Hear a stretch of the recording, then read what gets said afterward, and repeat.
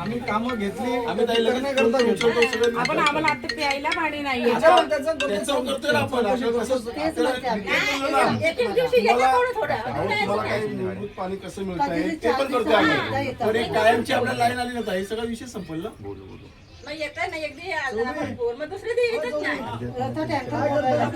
बघा आता तुम्हाला सांगतो, आम्हाला पाण्याचं बिल तर येतं. सकाळी मोटर आम्ही 1 तास 3000 रुपये वर्षाचा येतो. आम्हाला सकाळी 1 तास मोटर लावतो, त्याचं बिल येतं.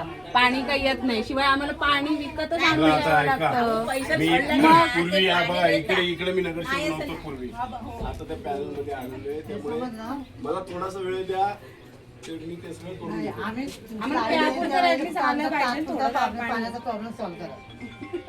आपल्या सगळ्या एरियातच प्रॉब्लेम आहे. तुम्हाला सांगतो, हा पूर्ण एरिया मी आता बघितलं ना. आता तुम्हाला सांगतो, सकाळचं पाणी आहे, खालच्या चाळीत पाणी येतं, आम्हाला पाणी येत नाही. भीषण पाणी टंचाई आहे. आज आपण पाहणी केलेली आहे.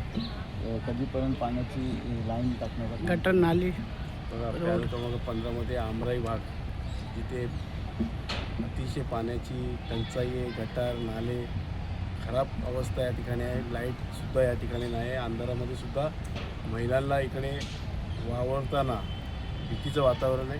हे आम्ही आता या ठिकाणी पाहिलं. गेल्या अनेक वर्षापासून या ठिकाणी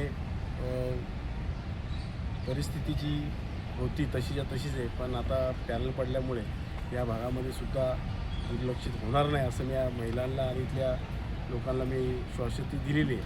येणाऱ्या काळामध्ये गटर मूलभूत पाणी कसं मिळेल आणि या ठिकाणी विजेची जी टंचाई आहे, या ठिकाणी लाईटीचे पोल बसवण्याचं काम असेल, या सगळ्या गोष्टी आपण करून देऊ असं या ठिकाणी त्याला आश्वासन दिलेले आहे.